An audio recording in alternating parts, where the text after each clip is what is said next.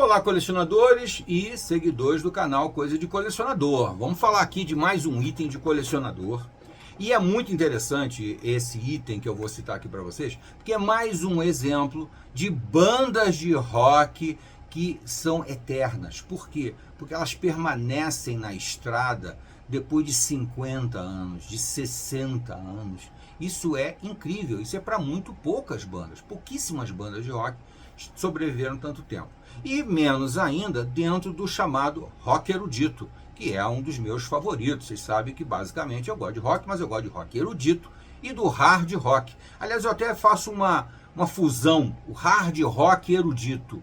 O que é o hard rock erudito? Porque o rock erudito ele tem uma tendência a ser de umas melodias, como é que eu posso dizer, sem muito ritmo, sem muito swing, tá? O hard rock já é muito mais swingado, muito mais dinâmico. Então, para mim, a apoteose desse rock seria o hard rock erudito. Por quê? Ele tem aquela pegada swingada, tem um swingzinho, tem uma batidinha que bate no teu coração, que bate no teu corpo na hora que você está ouvindo a música.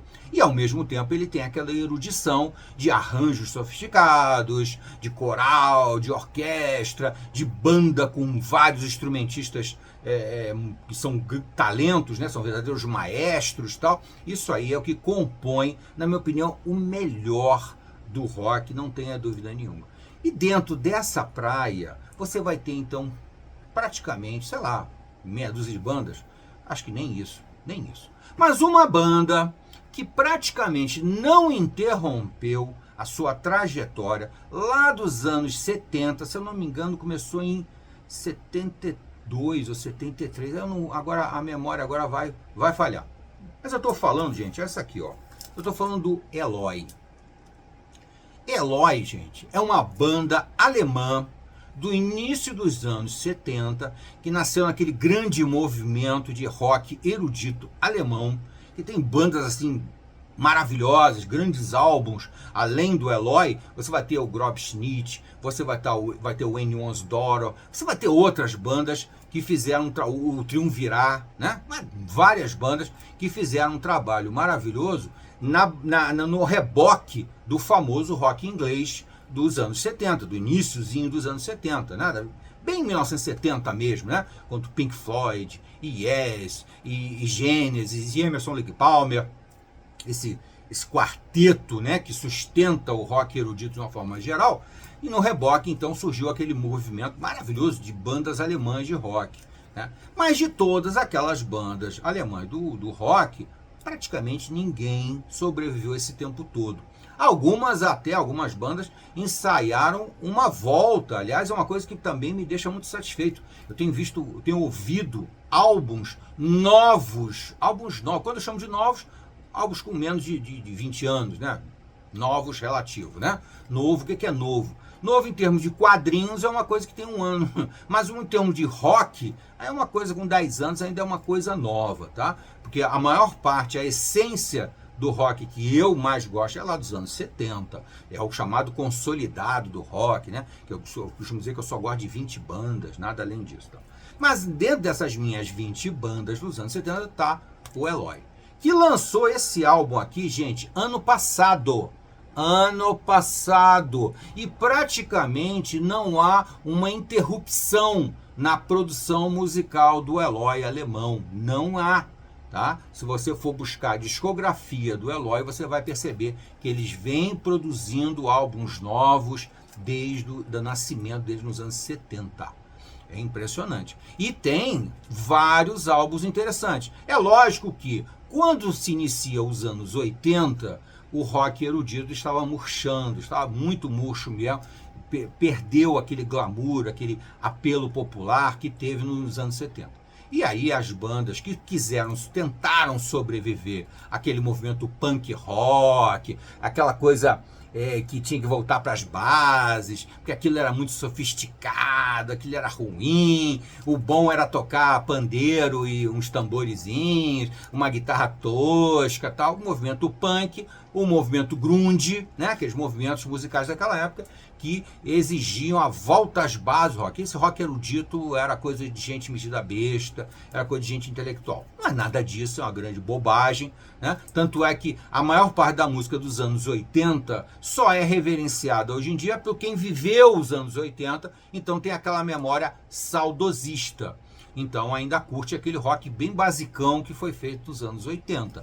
Mas as bandas do rock erudito que tentaram sobreviver ao movimento punk rock, o grunge, etc., tiveram que mudar um pouco a sonoridade. E o Eloy não escapou disso. Nos anos 80, o Eloy compôs alguns álbuns que eu acho bem fracos, bem ruinzinhos mesmo, que tem aquela tendência excessivamente eletrônica, muito sintetizador, aquela bateria eletrônica que era um horror, que tem uma sonoridade péssima e que me fez desanimar de ouvir os novos rocks eruditos, digamos assim, né, dos anos 80, com raríssimas exceções, que é o caso, por exemplo, do Marillion. O Marillion dos anos 80 chegou a compor alguns álbuns bem interessantes, mas todos eles muito influenciados por essa coisa do sintetizador.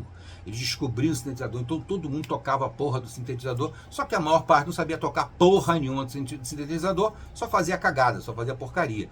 Sintetizador era para muito poucos fazer um trabalho realmente legal, interessante e que a gente tenha vontade de ouvir ainda hoje em dia, tá? É muito difícil, é complicado. Bandas como naquela época, dos anos finalzinho dos anos 70, como Kraftwerk, como Tangerine Dream, que só tocavam sintetizadores, hoje em dia tem uma música que eu considero completamente insuportável, porque é uma música que se assemelha ao famoso techno do final dos anos 90, início dos anos 2000, aquela música, aquelas batidas chatas, que às vezes até começam legal, né? Então, opa, que som, tal, mas depois daquele som fica se repetindo durante 10 minutos, é chatice. Desculpa, gente. Bom, voltando para o Eloy. Então o Eloy interrompeu um pouco essa carreira realmente de rock erudito dele, de hard rock erudito, é que eu posso dizer isso, porque tinha um peso muito legal no Eloy, mas ele retomou isso depois dos anos 2000.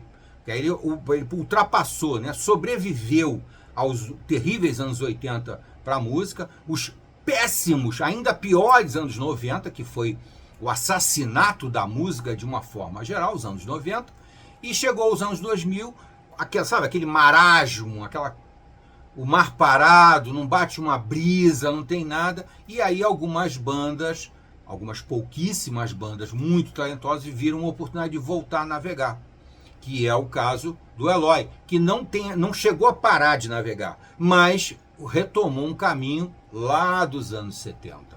Aí é que está o que da questão. E aí compôs alguns álbuns bem legais mesmo. No finalzinho dos anos 90 ele chegaram a gravar um álbum que eu respeito, um álbum que eu gosto, que é o The Tides Return. Acho que é The Tides Return, alguma coisa assim. Que é um álbum que eu considero bom, apesar de ainda ter aquela maldita bateria eletrônica que eu detesto.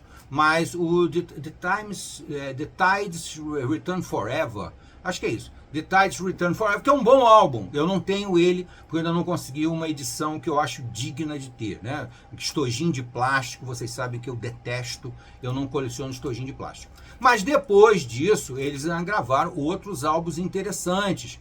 Se não me engano, tem aí no meio, tem o Ocean 2, é um álbum interessante. O Visionary é interessante. E depois eles fizeram uma coisa bem faraônica, bem interessante, que foi a contar a história da Joana d'Arc. Mais erudito do que isso é impossível, né? Em dois álbuns, né? Que é The Vision, The Sword and the Pyre, né? A visão, a espada e a pira funerária, onde, né, a Joana d'Arc acabou sendo queimada. Então, e ele gravou isso em dois álbuns, se eu não me engano, o último foi em 2017, o anterior 2013, 2014, por aí. Dois álbuns muito bons. Esses aí eu tô correndo atrás também de uma edição digna de ter na coleção. Quando eu encontrar, eu mostro para vocês. E finalmente chegamos aqui a 2023 e eles gravam um álbum sensacional que é Echoes from the Past.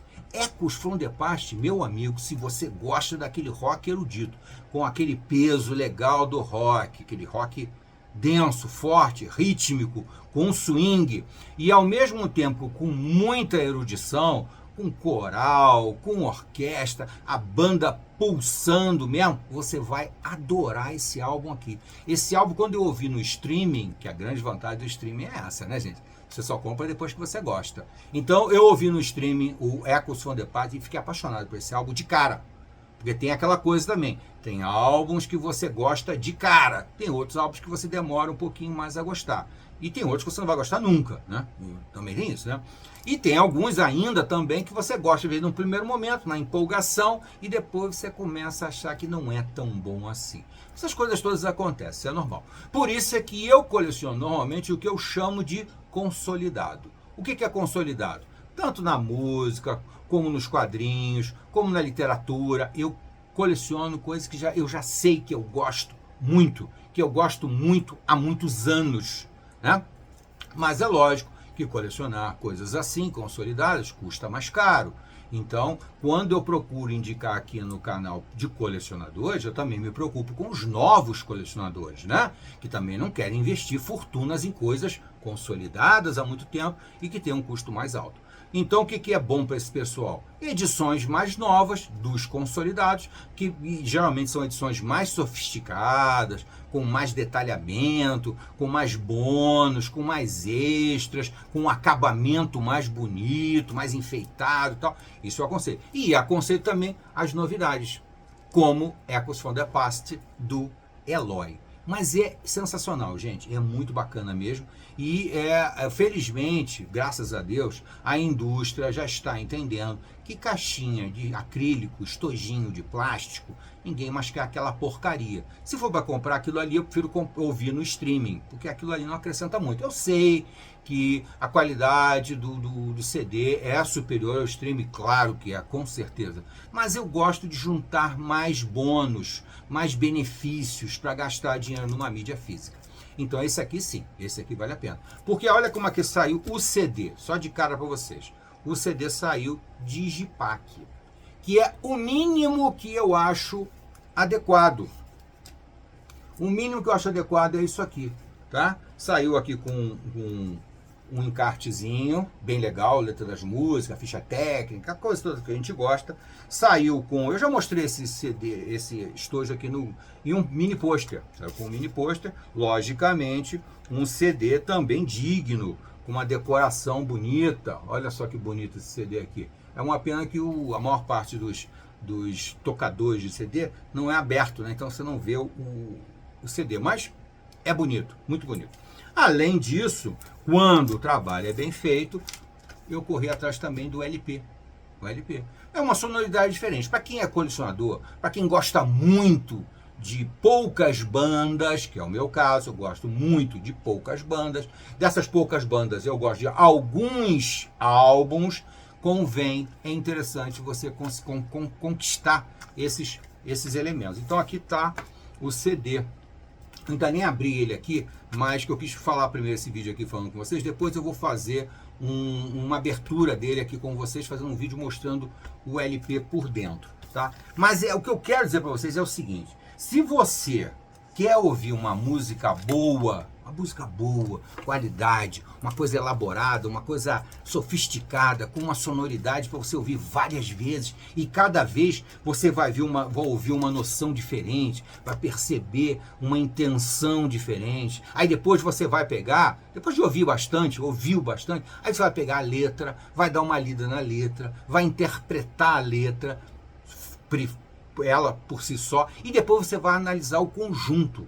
Né? Não, como é que a letra entra na música, como é que a letra, a voz interpreta aquela letra, por que ele faz isso. Então é uma música para você ouvir muitas vezes, apreciando cada um dos detalhes. É que nem um bom filme não é para você ver uma vez só. Impossível você ver um bom filme uma vez só. Você vai ter que ver pelo menos umas 2 ou 3 vezes para apreciar minimamente o filme. Quando o filme é sofisticado, ele é cheio de detalhes, de nuances, você vai olhar primeiro a história. Se eu assistir primeiro, vou entender a história, né? Frequentemente, né, normalmente, chegando no final, você entendeu a história. Mas provavelmente você perdeu várias nuances de detalhamento do filme, né? Na música é a mesma coisa.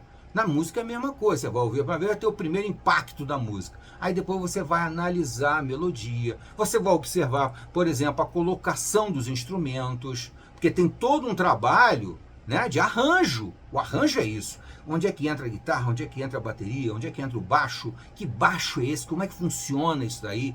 Né? E aqui tem tudo isso. O Eloy é uma banda muito sofisticada no ponto de vista de arranjos, de maneira de executar a música. Eles são muito competentes, muito talentosos, tá? Toda a discografia do Eloy praticamente é isso. Logicamente, existe aquela fase dos anos 80, anos 90, que eu considero inferior, não tenho nem paciência de ouvir, não tem mesmo. Agora, ouço os álbuns dos anos 70 1 milhão de vezes. Não me enjoo a ouvir de forma nenhuma. O primeirão deles eu não gosto, se eu não me engano, o primeirão é o Inside. O Inside eu acho fraco. Mas depois você tem o Floating, um álbum espetacular, que é para você ouvir de ponta a ponta. Depois você tem o Power and Passion, que foi o primeiro álbum que eu ouvi do Eloy, e já me apaixonei. Aquele álbum, para mim, e esse álbum aqui, ele retoma muito daquele estilo melódico, aquelas nuances melódicas, aqueles arranjos de coral, de vozes masculinas, vozes femininas, que ele tinha lá no Power and the Passion. Esse aqui lembra bastante o Power and the Passion. E depois o Down, que também é um álbum sensacional, é uma sequência. O Floating, o Power and the Passion e o Down. Essa trilogia aí do Eloy, meu amigo, se você ouvir, você vai ficar apaixonado. Mas esse aqui não fica devendo não, tá, gente? Esse aqui segue a mesma linha melódica, os mesmos arranjos, a mesma sofisticação. Pô, e pensar que os caras, hoje em dia, meu amigo, tá tudo na faixa dos 70 anos. E continua compondo dessa forma aqui. Isso é para muito poucos. Isso é para muito poucos. Né? Eu vou lembrar agora de cabeça que o Rick Wakeman continua gravando, gravou em 2020 aquele Red Planet, que é um álbum muito bom, sensacional, e vários anteriores também muito bons. Você tem outras bandas que voltaram, o caso que eu já citei aqui, o Coverdale. O Coverdale voltou e voltou em alto nível, gravando álbuns bem interessantes, ao vivo inclusive também. Então esse espaço da música que o Eloy também está reclamando, está retomando, é um espaço que precisava dessa gente. Então eu chamo a atenção, principalmente a galera mais nova, o pessoal dos seus 15 anos, 20 anos, 25 anos, até 30 anos, dê uma oportunidade. Os streamings estão aí, não é só para oferecer essa lixarada musical que nós temos, não. É para oferecer coisas boas, mas só que você vai ter que pesquisar, você vai ter que procurar, você vai ter que abrir lá a lupazinha e escrever lá, Eloy, Echoes from the Past, por exemplo. Dá uma oportunidade, eu tenho certeza que você vai gostar, tá? E é de graça, você já está pagando o teu streaming mesmo. Até a próxima.